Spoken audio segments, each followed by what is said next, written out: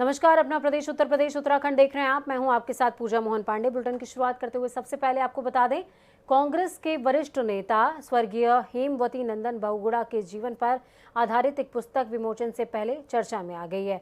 रीता बहुगुणा जोशी ने इस पुस्तक में इंदिरा गांधी के राजनीतिक दल और पूर्व प्रधानमंत्री स्वर्गीय विश्वनाथ प्रताप सिंह राजनीतिक करियर का उनके जिक्र किया है। फिलहाल 4 मई को इस पुस्तक के विमोचन की तैयारियां चल रही हैं और विमोचन से पहले रीता बहुगुणा जोशी की पुस्तक विवादों में घिरती नजर आ रही है।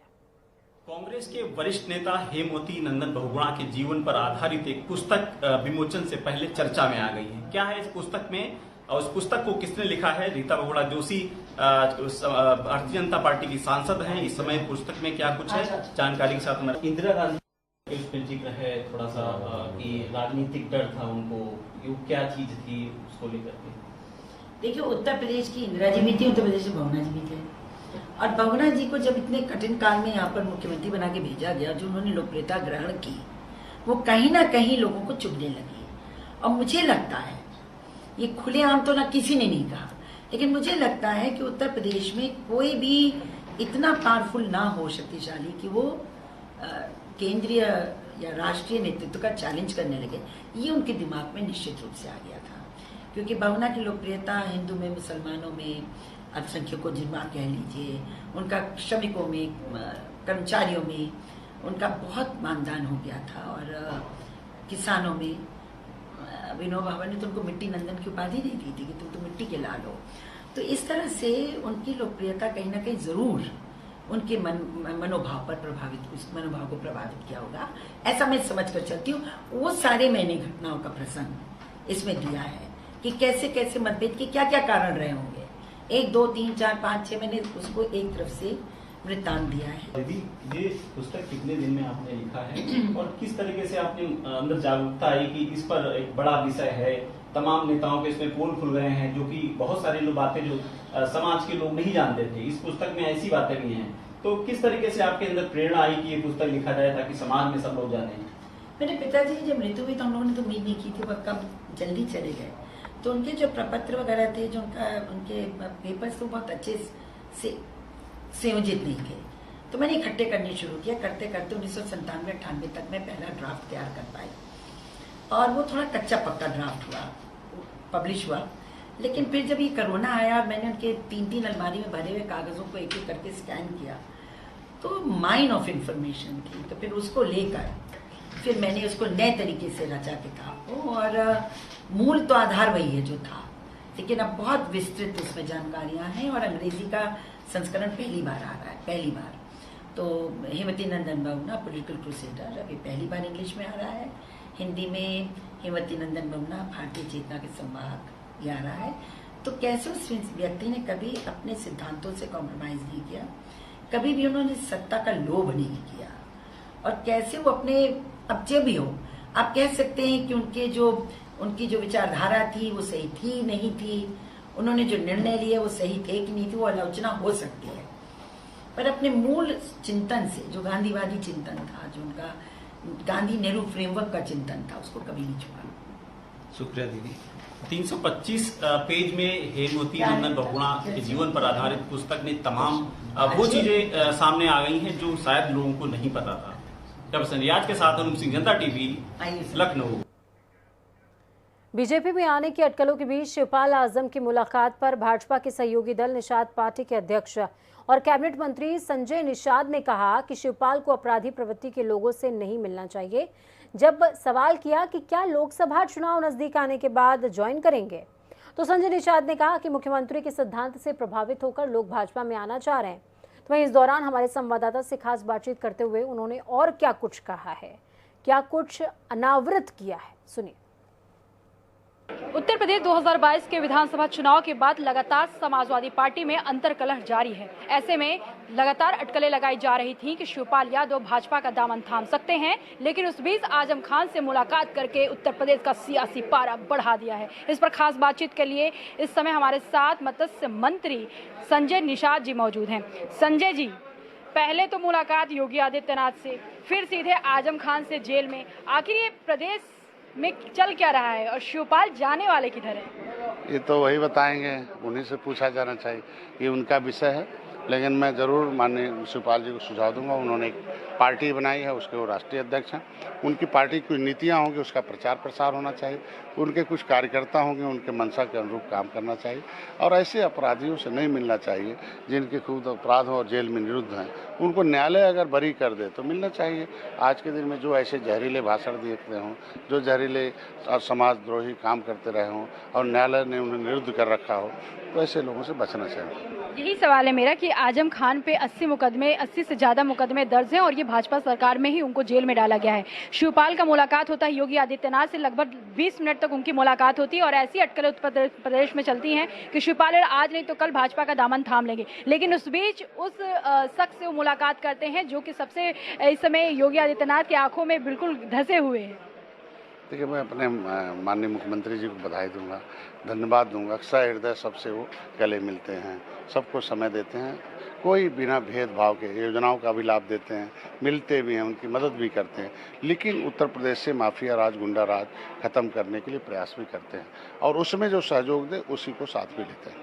एक ऐसा भी कहा जा रहा है, अटकलें लगाई जा रही है कि शिवपाल यादव को कहीं ना कहीं भारतीय जनता पार्टी 2024 से पहले भारतीय जनता पार्टी अपने में शामिल नहीं कराना चाहती, क्योंकि उनको ऐसा लगता है कि यादव का जो संख्या है वो सबसे अधिक है उत्तर प्रदेश में। ऐसे में कहीं ना कहीं उनका एक तरह से हावी हो जाएंगे, तो ऐसे में शिवपाल को भी इसलिए रोका जा रहा है। अब देखिए, उसका भारतीय जनता पार्टी का बहुत नपे तुले जवाब। भारतीय जनता पार्टी का हम सहयोगी दल हैं, मित्र दल हैं, हम सहयोग के लिए उनके आए हैं और सहयोगी दल नहीं, सहभागी हैं। तो भारतीय जनता पार्टी का पार्टी अलग है, उनकी नीतियाँ अलग हैं, वो किसे लेते हैं किसे नहीं लेते हैं उनके ऊपर निर्भर है। लेकिन हमारा एक मानना है कि जो राष्ट्रवाद और जो समाज के प्रति और भारतीय जनता पार्टी का सिद्धांत जो है अंतिम व्यक्ति के जीवन में उदय हो, और निषाद पार्टी का जो उद्देश्य है कि निर्बल सबल हो जाए, ऐसे में जो भी आता है उसका हम लोग सहयोग होते हैं। और हमारे यहाँ भी एक स्क्रीनिंग टेस्ट बना हुआ है कि किसे लेना किसे नहीं लेना। भारतीय जनता पार्टी भी रखी है किसे लेना किसे नहीं लेना। तो अगर शिवपाल यादव भारतीय जनता का पार्टी का दामन थाम लेते हैं तो क्या वो तमाम उन पे जो दाग लगे हैं वो धुल जाएंगे? ये तो भारतीय जनता पार्टी के ऊपर है और जवाब वो देंगे, हम उसका जवाब नहीं देंगे। बहुत बहुत शुक्रिया। ये थे संजय निषाद का साफ तौर पे कहना था कि देखिए शिवपाल यादव किससे मुलाकात करते हैं उनका व्यक्तिगत विकास है, लेकिन योगी आदित्यनाथ को हम धन्यवाद देंगे कि वो लगातार हर पार्टी के लोगों को अपने पार्टी में शामिल कराने की जो जद्दोजहद कर रहे हैं और साथ ही साथ जिसको भी हमारा सिद्धांत है जिसको भी हमारा सिद्धांत पसंद आता है वो हमारे पार्टी में आ सकता है। शिवपाल यादव भी आज नहीं तो कल आ सकते हैं, लेकिन ये उनके ऊपर और उनका ये व्यक्तिगत विचार है। कैमरामैन आशीष के साथ मैं जय सिंह, जनता टीवी, लखनऊ। प्रयागराज में रात थरवई थाना क्षेत्र के खेवराजपुर गांव में एक ही परिवार के 5 लोगों की हत्या के मामले में पुलिस की पड़ताल के बीच अब राजनेता भी काफी सक्रिय हो गए। प्रगतिशील समाजवादी पार्टी लोहिया के राष्ट्रीय अध्यक्ष शिवपाल सिंह यादव लखनऊ से प्रयागराज पहुंचे, जहां पर वो पीड़ित परिवार के सदस्यों से मुलाकात करते नजर आए। इस दौरान शिवपाल सिंह यादव ने सामूहिक हत्याकांड की निंदा करी, तो वहीं इस दौरान और क्या कुछ कहा सुनिए। ये जघन्य घटना हुई है, तो हम इस घटना के मौके पर भी जाना चाह रहे हैं। अभी सुनील से हमारी बात तो हो ही गई है, तो इस घटना के बाद जो इन पर दुख का जो पहाड़ टूटा है, तो हम सुनील के साथ हैं और हम यहाँ से जाने के बाद मुख्यमंत्री से मांग भी हम करते हैं कि ऐसी जो जघन्य घटनाएं हो रही हैं उन पर रोक लगे और रोक लगने के बाद जो सुनील के परिवार को इस घटना से शीघ्र से पर्दाफाश होना चाहिए, बहुत जल्दी पर्दाफाश होना चाहिए। और हम मुख्यमंत्री से ये भी मांग करेंगे कि पर्दाफाश हो तुरंत, और ये अपराधी जिन्होंने घटना का अंजाम दिया है तो तुरंत उनकी गिरफ्तारी होना चाहिए और पर्दाफाश होना चाहिए।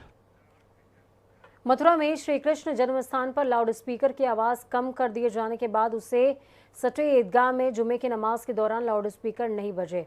मुख्यमंत्री योगी आदित्यनाथ की ओर से सभी धार्मिक स्थलों पर लाउड स्पीकर उसी परिसर में बजाए जाने के अनुरोध के बाद नमाज के दौरान शाही मस्जिद ईदगाह में नमाजियों ने बिना माइक के माफ कीजिएगा नमाज अदा करी है। बताया भी जा रहा है कि ईदगाह पर लाउड स्पीकरों को स्वेच्छा से ही बंद कर दिया गया है। नमाजियों का कहना है कि जुमे की नमाज के दौरान लाउड स्पीकर का प्रयोग नहीं किया गया। तो वहीं इस पूरे मसले पर शाही ईदगाह मस्जिद के प्रबंधक कमेटी के सचिव तनवीर अहमद ने कहा कि मस्जिद में 3 लाउड स्पीकर को हटा दिया गया है और कम आवाज में केवल 1 लाउड स्पीकर ही चालू है। उन्होंने कहा कि ये सुनिश्चित किया गया है कि मस्जिद में लगे लाउड स्पीकर की आवाज मस्जिद परिसर के बाहर ना जाए। तनवीर अहमद ने इसे धार्मिक सद्भाव को बढ़ावा देने वाला कदम बताते हुए कहा, ये सद्भाव को बढ़ावा देने की ओर एक कदम है जिसके लिए मथुरा जाना जाता है। पिछले दिनों शहर से कुछ दुखद सूचनाएं आ रही थी, लेकिन मथुरा के लोगों ने, जन्मस्थान वालों ने, ईदगाह वालों ने पूरी कोशिश की कि कोई ऐसी बात ना हो जिससे कि हमारे भाइयों को किसी किस्म का कोई एतराज़ हो। और देखिए, हमने सदैव शासन और प्रशासन के आदेशों का हमेशा पालन किया और माननीय न्यायालय ने भी पहले सुप्रीम कोर्ट ने जो आदेश दिए थे उसी के मानक के अनुसार शाही मस्जिद ईदगाह में लाउड स्पीकर बजते रहे हैं। जब मुख्यमंत्री जी ने अपील की है तो हमने उसका भी गंभीरता से लिया और पहले से भी धीमी आवाज़, जो मानक से भी कम है, वो आवाज़ कर ली है। अपने स्पीकर भी हटा लिए हैं, मात्र एक स्पीकर जो कि अजान के लिए 1 मिनट की अजान होती है, वो भी परिसर में, बाहर भी उसकी आवाज़ नहीं जाएगी, उसका इस्तेमाल सिर्फ किया जाएगा। हमारे 4 लगे हुए थे, लेकिन 4 भी इसमें से 1 खराब चला आ रहा था, तो 3 काम कर रहे थे, लेकिन हमने जब उनकी अपील हुई तो हमने वो 3 हटा दिए हैं। 1 स्पीकर मात्र रह गया, वो भी सिर्फ परिसर की आवाज़ में, उसमें मानक के अनुसार और धीमा करके मात्र अजान के लिए उसको रखा गया है। ब्रेक के बाद एक बार फिर से आप सभी का स्वागत है। राजस्थान सरकार की ओर से 300 साल से ज्यादा प्राचीन मंदिरों को गिराए जाने के बाद रामनगरी अयोध्या के साधु संतों ने नाराजगी जाहिर की है। संत समाज ने कांग्रेस सरकार को आड़े हाथों लेते हुए भगवान विरोधी और सनातन धर्म का विरोध करने वाली सरकार बताया। उनका कहना है कि ये वही कांग्रेस सरकार है जो भगवान राम को काल्पनिक बताती है। रमादल ट्रस्ट के अध्यक्ष पंडित कल्की राम ने कहा कि राजस्थान की सरकार ने जिस प्रकार से 300 साल पुराने भगवान शिव के मंदिर को तोड़ा है, प्राण प्रतिष्ठित देवी देवताओं की प्रतिमाओं को खंडित करके उन्हें नाली में फेंका, ये महापाप कांग्रेस पार्टी के लिए बहुत भारी पड़ेगा। रमादल ट्रस्ट ने कांग्रेस के समूल नाश का संकल्प लेकर 3 दिवसीय विशिष्ट धार्मिक महानुष्ठान का आरंभ कर दिया है। अंग्रेजी संगठन कांग्रेस पार्टी के नेतृत्व वाली राजस्थान सरकार ने जिस प्रकार हमारे 300 वर्ष पुराने भगवान शिव के मंदिर को विध्वंस किया, निर्ममता पूर्वक मंदिर में प्राण प्रतिष्ठित दैवीय प्रतिमाओं को खंडित कर उन्हें नाली में फेंका, यह महापाप पूरी कांग्रेस पार्टी के लिए बहुत भारी पड़ेगा। वह इस गलतफहमी में न रहें कि वे जो आज तक करते आए हैं अब वो करेंगे और हम क्षमा कर देंगे। रामादल ट्रस्ट कांग्रेस के समूल नाश का संकल्प लेकर 3 दिवसीय विशिष्ट महानुष्ठान का आरंभ कर चुका है। बड़े दुर्भाग्य की बात है कि राजस्थान सरकार जिस प्रकार से 300 वर्ष पुराना 2-3 मंदिरों को तोड़ा है, ये निंदनीय है। पता नहीं कांग्रेसियों को क्या हो चुका है, किसी कौम, किसी एक वर्ग, एक मजहब को खुश करने के लिए इस स्तर तक गिर सकती है, यह हमने सोचा भी नहीं था। लेकिन जिस प्रकार से प्रियंका वाड्रा, सोनिया एंटोरमाइनो, राहुल बाबा, ये लोग कहाँ चले गए? इन लोग को बोलना चाहिए ना। ये झूठे का चंदन लगाकर, जनेऊ दिखाकर, रुद्राज की माला पहनकर हिंदुत्व की बात करते हैं, लेकिन हिंदुओं की आस्था की केंद्र को तोड़ा जाए, ये निंदनीय है, ये दुर्भाग्य है। विश्व पर्यटन नगरी आगरा में विदेशी सैलानी अपने व्यापार के सिलसिले में हिंदी सीखने और पर्यटक के तौर पर आते रहे हैं। आगरा में नाइजीरियन नागरिकों की एक बड़ी तादाद है। नाइजीरियन नागरिक आम नागरिकों के साथ साथ पुलिस से भी अभद्रता करते दिखाई दे जाते हैं। एक बार फिर नाइजीरियन नागरिक ने आगरा पुलिस के साथ में अभद्रता की है, जिसका वीडियो जमकर वायरल हो रहा है। आपको बता दें कि चोरी के मामले की शिकायत करने आया नाइजीरियन नशे में था। जानकारी के हिसाब से जगदीशपुरा थाना क्षेत्र के आवास विकास सेक्टर 4 में एक बिल्डर की निर्माणाधीन बिल्डिंग में नाइजीरियन युवक किराए पर रह रहा था, जिसका आरोप है कि उसने 1,44,000 रुपए बिल्डर को किराए के तौर पर इकट्ठा दिए हैं और अब उसे हटाने के लिए उसका सामान चोरी कर लिया गया और मारपीट भी की गई है। चौकी प्रभारी पंकज ने उससे तहरीर देने को कहा है, तो तहरीर तो दूर की बात है, वो चौकी के अंदर भी नहीं जा रहा है। वहीं उसकी भाषा ना समझ आने के चलते पुलिस जानकारी नहीं इकट्ठा कर पा रही।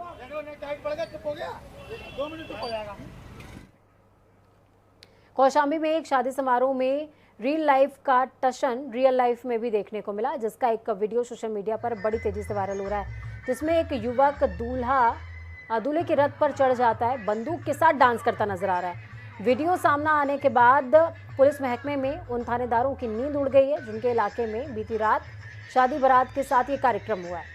अधिकारियों के निर्देश पर पुलिस वीडियो के आधार पर डांस करने वाले युवक की तलाश कर रही है। वीडियो में दूल्हे के रथ पर चढ़ा ये व्यक्ति नशे में टल्ली नजर आ रहा है और हाथ में बंदूक लेकर डांस भी कर रहा है। वीडियो वायरल हो रहा है सोशल मीडिया पे, जिसमें एक व्यक्ति डांस करते हुए और एक असलहा लेके दिखाई दे रहा है। इस वीडियो की जांच कराई जा रही है, जिस थाना क्षेत्र का होगा, और उस असलहे की जांच कराई जाएगी। जो सत्यता होगी उस पर कार्रवाई। मथुरा में एक वीडियो तेजी से वायरल हो रहा है, जिसमें एक व्यक्ति यमुना में डूबती एक युवती को बचाते हुए दिखाई दिया। इसके बारे में बताया जा रहा है कि शुक्रवार को 20 साल की युवती मथुरा के कृष्णापुरी इलाके में स्थित लक्ष्मी नगर यमुना पुल पर पहुंची और उसने अचानक से यमुना में छलांग लगा दी, जिसे देखकर लोगों की भीड़ इकट्ठा हो गई, लेकिन किसी ने उसे डूबने से बचाने की कोशिश नहीं करी। जब लोगों ने शोर मचाया तो पास ही भैंस चरा रहे मनोज यादव की उस पर नजर पड़ी। उसने अपनी जान की परवाह किए बगैर तुरंत यमुना में छलांग लगाई, जिसके बाद वहां मौजूद लोगों ने उसे इस कार्य का वीडियो भी बनाया और युवती को युवक बमुश्किल बचाता भी नजर आया।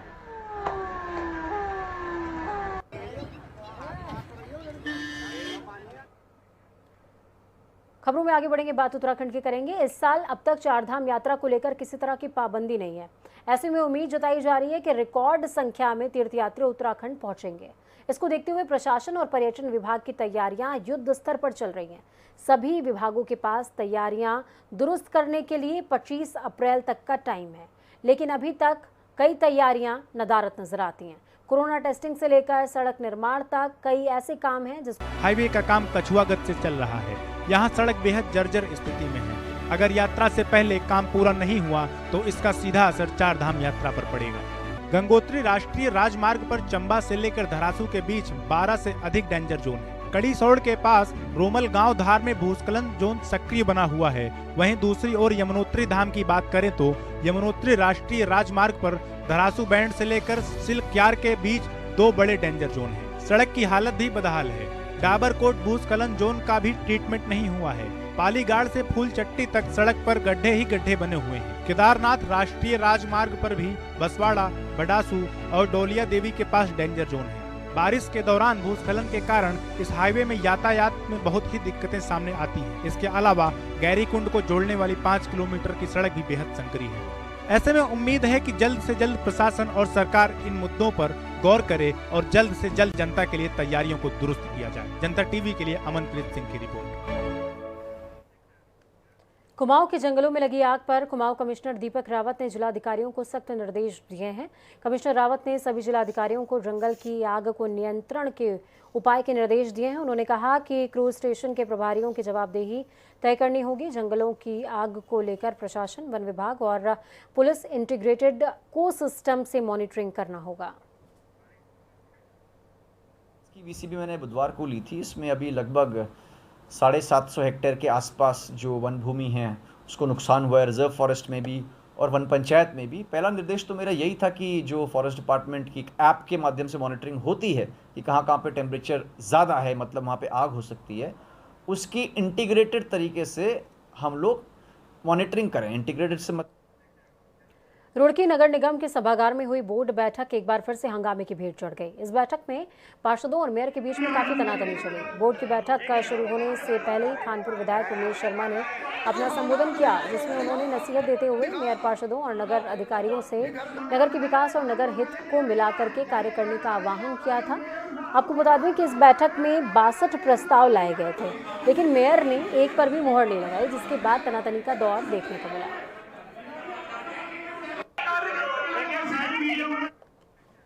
वक्त यहाँ पर छोटे से ब्रेक का है। ब्रेक के उस पार खबरों का सफर लगातार जारी रहेगा। बने रहिए जनता टीवी के साथ, क्योंकि हमें आपकी ताकत, हमारी ये कामना है कि आपका आने वाला कल आज से बेहतरीन और सुरक्षित हो। नमस्कार।